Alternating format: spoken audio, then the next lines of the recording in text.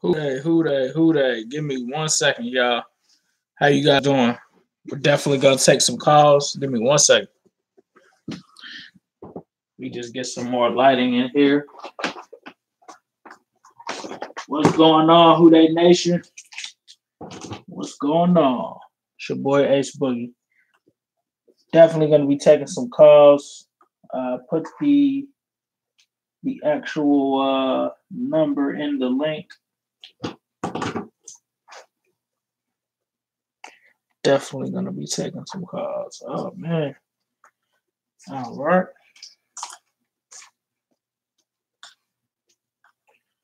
All right, looks like that's not gonna work out. Let's see if I can add some more light in here.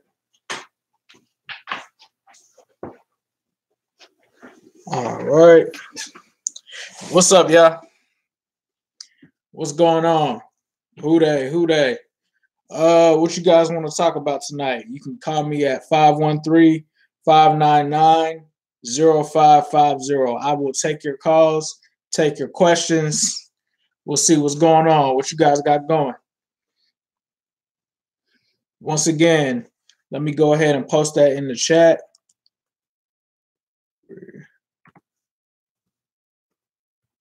You can call your boy Ace Boogie.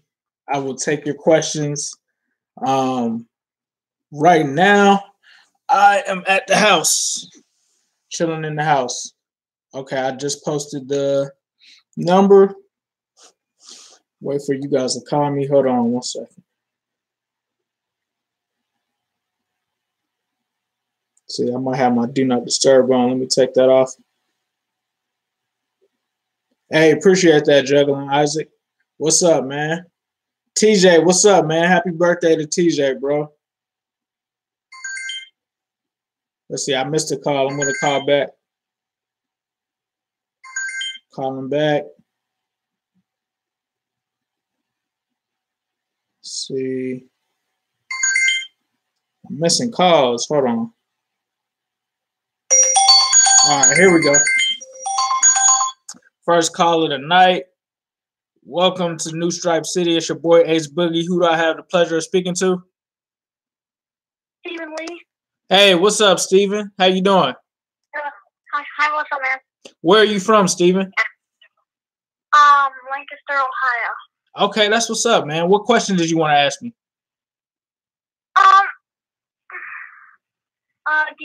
What do you think of Jonah Williams? Jonah Williams. What position does he play? Offensive tackle, Alabama. Okay, is he going to be in the upcoming draft class? Yeah. I think that Jonah Williams, if I'm not mistaken, I haven't had a chance to actually look at the draft class. I'm not going to lie to you.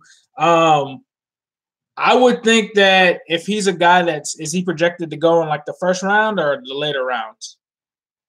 Yeah. First round. If he's a first round guy. He's supposed to go in the first round, I think a lot of people, PFF recently made a video about him. So maybe you can check that out. So if PFF is talking about him and he comes from Alabama, that means that he has a lot of experience playing in the SEC. Generally, those guys over at Alabama are pretty good tackles. The question is he worthy of the 11th pick? I'm not sure. Like, honestly, I think that it would be the right pick for us to make. I think just on paper, but I think in terms of what we need this year, I don't want us to go with the tackle pick. I just think at 11, I feel like last year we went with the boring pick and we got Billy Price. And in a sense, we kind of got bit for it, right? Because although Billy Price was still a decent player, we had another guy in Trey Hopkins that was just as good, if not better than him. And we could have used that pick on possibly another player like a Leighton Vander Esch, a linebacker, at a position that we really needed this year. But I think if we don't address it in free agency, there's still a chance that we could go tackle. But it really depends on what Zach Taylor wants to do. Me personally, I'm not sure if I would want to go right tackle. I would want to try to get an established veteran free agent like a Jawan James from Miami. That's what I would like to do. Is there anything that you want to let Who They Nation know? Oh, one more thing before I go. What about C.J. Mosley? C.J. Mosley, the linebacker. That would be a great signing. The only thing is I think if we do pick him up, that you'd have to see somebody like Drago just because of that contract that we have for him. It really just depends, right? Like CJ Mosley is a top linebacker. He's going to get paid top money. We're already paying Tez, so it would have to be a situation where one of those guys has to get cut and they're using CJ Mosley to replace him. If not, you could look at a guy like Devin White in the draft. But yeah, definitely respect the flurry, man. You got the chat going ham over here. All right. Well, thanks for having me on. Hey, appreciate it, man. See ya. Who dey? Yeah. Who dey? You guys can give me a call. It's the number here is 513-599-0550. Give me a call. We got another number here calling in. Okay, welcome to New Stripe City. It's your boy Ace Boogie. Who do we have? I just have a serious concern going. I mean, it really looks like the AFC conversation. I mean, the Steelers are the Steelers. The Ravens, they made the playoffs. And the Browns seem to be the up-and-coming team. And I'm worried about the Bengals falling into irrelevancy. Would you see them making the playoffs, like, how many times over the next 5 seasons? Over the next 5 seasons? That's actually a great question, man. The AFC North, like you said, is kind of in a transition period. Obviously, with the Browns coming up, they've got Baker Mayfield now. They got a new head coach there. They got a new regime there. You talk about the Steelers, they're getting ready to lose Le'Veon, possibly AB at the same time. And you got the Bengals, right? We're going through a situation where we finally have gotten rid of the Marvin Lewis factor. We're bringing in a guy with fresh ideas and a young mind in Zach Taylor to see if he can get more out of this team than Marvin Lewis previously got out of this team. And I think that was some of the issues that we had before. The team just kind of became stale. They stopped believing in Marvin. We got tired of seeing the same mistakes happen. So over the next 5 years, I think it really depends what Zach Taylor's plan is once he gets in here. Obviously, he has to play through the Super Bowl and things of that nature, and we probably won't get his full grasp of what his plan is going forward. But I think that this team and this roster on paper, and I'm not just saying this as a Bengals fan, is clearly ready to compete right now and can definitely be a playoff contender.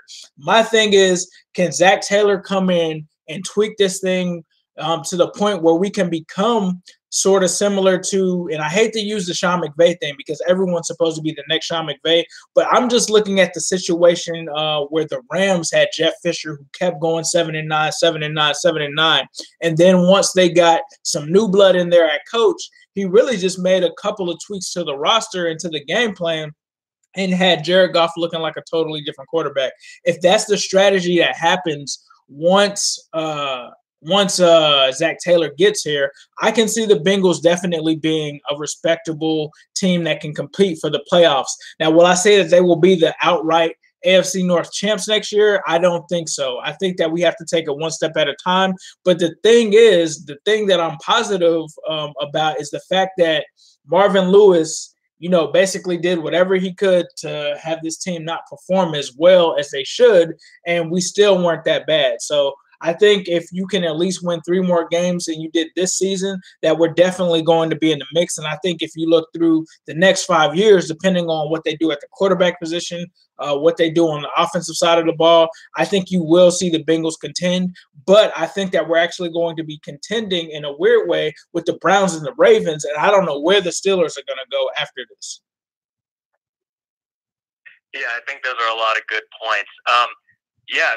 This coaching decision really caught me off guard with, it just seemed like an uncharacteristic move from Mike Brown. But, yeah, I'm interested to see where it goes in the next 5 years. Hey, thanks for having me on. Hey, appreciate it, man.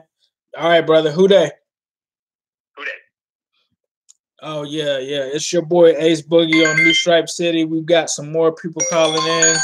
Let's see. Thanks for calling in to New Stripe City. It's your boy Ace Boogie. Who do we have the pleasure of speaking to? My name is Christian. Hey, Christian, where are you from? New Mexico. New Mexico. That's what's up, bro. Appreciate you calling in. What question do you have for us? It's not really a question. It's just I wanted to try to make an intro for you. Oh, you want to make an intro for New Stripe City? Try at least. Okay, cool. Yeah, man. Some good ideas. Okay. Okay, yeah, that's definitely cool. Let me see. I will try to make sure you shoot me a text on this number, and then I'll shoot you my number, my real number, and then we can talk offline on that, and we can get together. I think you'll probably have some good ideas. Sounds good. All right, man. You take it easy. Who that? I don't even know if dude was a Bengals fan. But yeah, you can hit me up 513-599-0550-858 number. Where is that? Let's see. Oh, my lost phone died. Hello? I don't know. I don't even know who that was. I don't think that was a legit phone call. We're missing phone calls here. Hold on. Let me connect to Wi-Fi real quick, guys. Hello? Hey, yo, what's up? Hey, what's going on, man? It's Ace Boogie at New Stripe City. Who do we have the pleasure of speaking with? I just gotta ask you. Yeah, I don't know what that. I think that was dude that just called in. 1 second.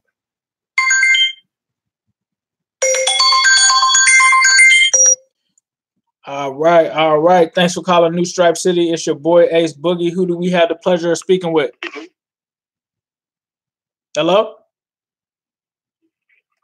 Hey, what's up? I just wanted to talk about, like, I'm hearing lots of news that we're planning on keeping Andy Dalton, like, longer than we all expected. But I found out that Zach Taylor has a younger brother whose name is Press Taylor, and he's the Philadelphia Eagles quarterback's coach. Right. And I think that it could definitely be possible that he brings his brother in to, coach Andy Dalton. Right. And Press Taylor is the one who's made a lot of magic with Carson Wentz and what's his face? Nick Foles. So I thought that could definitely be a possibility. Oh yeah, I think you're definitely spot on with that. I was actually listening to the BBP with Paul Dehner Jr. and he actually interviewed Zach Taylor on there and actually asked him about Press Taylor. One of the first things that I think a lot of people had speculation on was Press Taylor. As soon as the news was announced that they were hiring him, a lot of people pegged him as possibly the offensive coordinator. Before, people were like hesitant to say that he would automatically add Press Taylor here, being that he's in a good situation in Philadelphia. But after hearing him talk about his brother and talk about how he has the desire to work with his brother day in and day out, I don't think that is far-fetched. The only thing is, where is he going to fit at in terms of this coaching staff, right? Because they already are keeping Alex Van Pelt, who was Aaron Rodgers' former quarterback coach, did a hell of a job with Andy Dalton last year in terms of working with his fundamentals. And then you also have the offensive coordinator, Brian Callahan. So if he does bring in his brother, is he going to give him a demotion? I don't think so. I think we also still have a wide receivers coach opening. You think maybe like an assistant head coach? Yeah, I think like an assistant head coach would make sense if he did bring in his brother in that capacity. That would be pretty dope. Where are you calling us from, man? Are you from the Natty? Oh no, I'm from I live in a place called Goshen, Ohio. Okay, I think I heard of that before. Okay, cool. You have any other questions? Actually, yeah. I know Andy Dalton hasn't, he's had some really good seasons and stuff, and he hasn't really ever been an elite quarterback. And I know you're not that big of a fan of him, but with all these new coaches, and what do you think the possibilities of Andy Dalton becoming an elite quarterback are? Working on the offensive line, AJ Green and Tyler Boyd and Joe Mixon, giving him some kind of weapons. We could possibly have a really good season next year. Yeah, I feel like, and like you said, I'm not like the biggest Andy guy, but I am a realist. Like when Andy plays good, I give him his props. I think that he's in a situation now that if there was ever a chance for him to be an elite quarterback, it's in this situation, right? You've got Brian Callahan, who's a guy that's worked with quarterbacks before. You've got Zach Taylor, who was a guy that worked with quarterbacks down in Miami. You've got Alex Van Pelt there, who's still there from last year. I think if there was any kind of coaching staff to help Andy Dalton, and it might be this one. And to be honest with you, I'm starting to feel like Taylor might actually be thinking of working with Dalton long term, just because he's bringing in all of these guys. And it seems like all of the guys that the Bengals are hiring seem like guys that are there to help the quarterback position. So that can mean either one or two things. They think that they can get Andy Dalton back to the level that he was at in 2015, maybe even better, or they're thinking of possibly a future with a young quarterback. So we won't find that out until Zach Taylor gets here. But the fact that he's worked with Ryan Tannehill before and has kind of pushed Ryan Tannehill to another level, definitely not elite, but better than he was before he got there, I think that he would be willing to possibly work with Andy Dalton. That was when Ryan Tannehill actually had some of his best seasons as a quarterback, so that actually kind of shocked me. Yeah, exactly. Like, he definitely helped Ryan Tannehill during his career, was, like you said, some of his best numbers. So if he can do the same for Dalton, that would be key. And, I mean, we saw what Sean McVay did with Jared Goff. I hate to keep comparing Zach Taylor to Sean McVay because everybody's looking for the new Sean McVay. But if he does have some of that insight from what happened there, maybe he could do the same thing there. And, I mean, he is the quarterback coach. Now that I think about it, he was the quarterback coach for Jared Goff. So he engineered that whole turnaround for Jared Goff. So it is possible that this guy could be a quarterback whisperer. Yeah. All right, man. Well, I appreciate you calling in. And who that? All right. Got some other calls. It looks like, wow, we had someone on the line. Let's see. Thanks for calling New Stripe City. It's your boy Ace Boogie. How can I help you? Hello. Yes, sir. This is Ace Boogie in New Stripe City. Who do we have the pleasure of speaking with? My name's Tyler. Hey, what's up, Tyler? You from Dayton, 937? Are you from Dayton, or are you from Cincy, or where are you from? I'm from Hillsborough area. Okay, cool. What question did you have for us tonight? Well, I was going to ask the Bengals this offseason, should they work more on staying healthy? Oh, definitely. I mean, last year was like the worst Bengals injury-riddled season, I feel like, ever, honestly. Like, I remember a few years before that we had it bad, but never like this. Like, we literally, like, lost everybody. Like, anybody that was a key Bengals player not named Geno Atkins basically, like, was hurt at one point during the season, right? Definitely is a situation where I think that they need to, some people are thinking, hey, it was just a freak kind of year. I tend to think that they need to really evaluate strength and conditioning and possibly the staff that they have for that. Like, if you're willing to get rid of the coaching staff, right, you need to be willing to also look in other areas as well, such as injuries. I mean, injuries played a huge role this year. I think without the injuries, you probably win maybe 2 or 3 games. But yeah, I think that you bring up a valid point. Injuries definitely need to be taken into account. Obviously, you can't just single-handedly prevent injuries, but there's things that you can do in terms of strength and conditioning to at least limit those. And it just seemed like whatever regimen they had last year clearly didn't work. Yeah. Did you have anything else to say for Who Dey Nation? Well, also, I want to ask, when you did the Madden series, right? Yes. Are you going to do that again with, like, the new offense, maybe the new defense? Definitely. I'll probably wait. What I like to try to do is try to make it as realistic as possible. So I'll wait for Zach Taylor to get in and figure out, just by reading articles and things of that nature, what kind of offense he's going to bring in. I actually did listen to the BPP earlier, and it did sound like he would possibly have, like, some West Coast kind of offense mixed with, like, some John Gruden concepts, probably a little bit of the Sean McVay concepts as well. So as soon as I get that and we get kind of the free agency part out of the way, get some of the draft out, I will probably be coming out with that. So that way I don't waste you guys' time with like having to switch the roster and things of that nature. But do you like that series? I loved it. Yeah, man, appreciate it, bro. Now let me ask you this. Do you think that I should like have commentary on it, or do you think that I should just like let music play in the background and just show like the clips of, us scoring? I think maybe you could do both. Okay, cool. Definitely.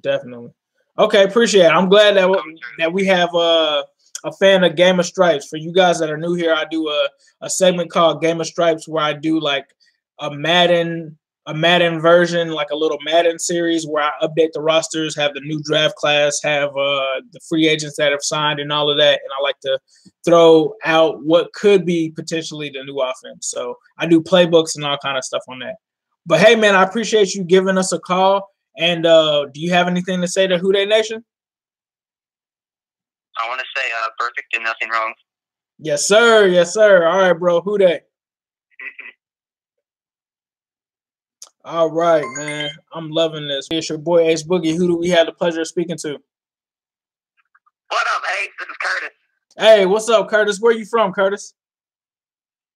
Just north of Columbus, Ohio. That's what's up, bro. That's what's up. What question do you have for me? You kind of touched base on it a little bit earlier.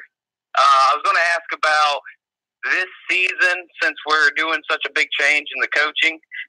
If this season is going to be more of a rebuild, or do you think we'll have a pretty good chance at being playoff contenders with the schedule that we have now? Give me 1 second. Let me actually look up this schedule while I have you on the line. I think it looked pretty easy. It's not like a super hard schedule. Right. If I'm not mistaken, I feel like, let me see, 2019. There should be something with our opponents. Here we go. Thank you. So, okay, it's not that bad. Like you said, we got the AFC East, it looks like. So outside of the Patriots, not really too many hard games. Then we have the NFC West, who's kind of in a rebuilding year. You got the Arizona Cardinals that are rebuilding, 49ers. I mean, with that quarterback there, they might be a little bit different. I think that I just honestly don't feel like it's a full rebuild. Like, I feel like it may be like a minor rebuild, maybe in certain areas. But I think once Zach Taylor gets to put his imprint on this team, I think that it will be a situation where, honestly, I see him keeping Andy Dalton, and that we go probably like 9-7, something like that, under him. Because I think that bringing him in just like sends a message to the locker room that we need that spark. Like AJ Green said, we needed that spark, and I think that he can be that spark. And the fact that the schedules for now look a lot easier. I mean, obviously, we still have to see free agency play out. We still have to see the draft play out. Some of those teams on that list could get better. But the AFC East is a cakewalk, honestly. I'm just being real. Like, I mean, outside of the Dolphins and the Patriots, you're really not playing anybody. And, I mean, that's no disrespect to them, but I just can't take any of the teams over there serious except for the Patriots, man. I mean, honestly. Right. And NFC West, it seemed like maybe 4 years ago they were good, but now they're kind of softening up. Outside of the Seahawks and the Rams, obviously we're probably not going to win that Rams game. But those other ones, yeah, that's the London game.